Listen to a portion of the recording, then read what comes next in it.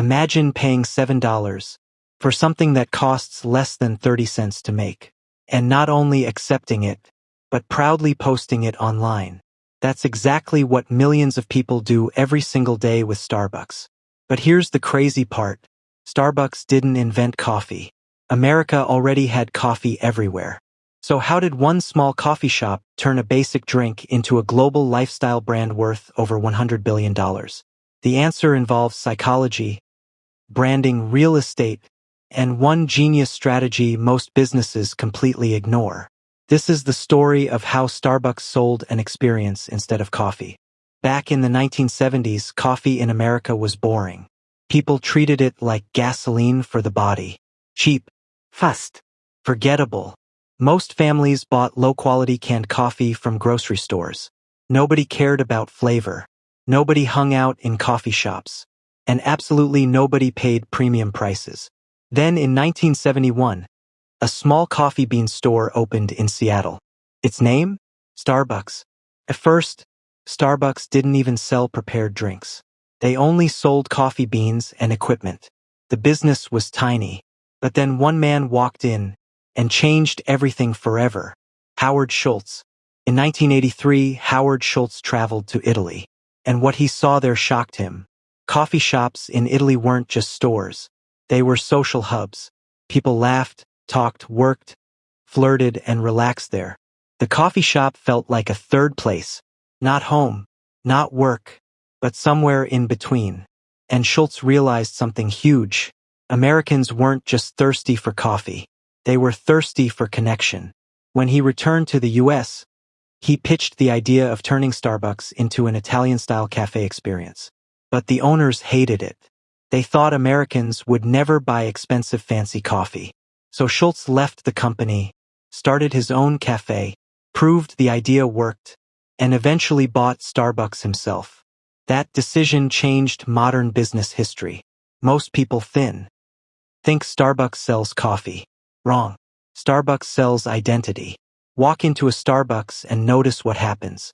Your name gets written on the cup. The lighting feels warm. The music is relaxing. The chairs invite you to stay longer. Everything is designed to make you feel important. Even the sizes are different. Not small, medium, and large. Tall. Grande. 20. Why? Because unique language makes the product feel premium. Luxury brands do this all the time. And then came the real genius move. Customization. Extra caramel. Oat milk. Cold foam. Double shot. Half sweet. Starbucks transformed coffee into self-expression. People weren't buying drinks anymore. They were buying a version of themselves.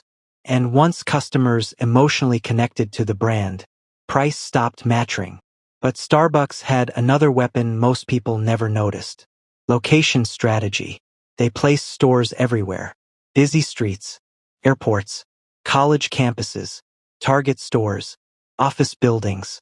Sometimes there were even two Starbucks across the same intersection. Sounds stupid, right?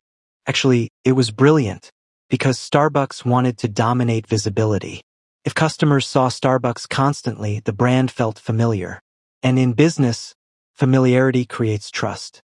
Then Starbucks added mobile ordering and rewards programs. Now customers weren't just buying coffee. They were trapped inside an ecosystem. Today, millions of users preload money into the Starbucks app. At one point, Starbucks held more customer cash than many banks. Think about that. A coffee company, functioning like a financial system. But success created a problem. Starbucks expanded too fast. Stores became less personal. The experience felt robotic.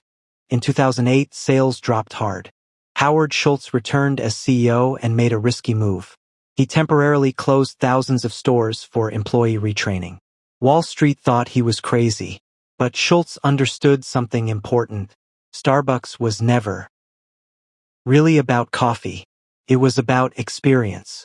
If the experience dies, the brand dies. And slowly, Starbucks recovered. Ending 5:30 to 6 o'clock. Today, Starbucks operates in over 80 countries. But the biggest lesson has nothing to do with coffee. The companies that win the most money usually sell emotion, identity, and experience, not products, because people don't buy what something is. They buy how it makes them feel. And Starbucks mastered that better than almost anyone on earth. So next time you walk into Starbucks, ask yourself, are you buying coffee or buying the feeling that comes with it? If you enjoyed this business story, subscribe for more videos on the companies shaping our world.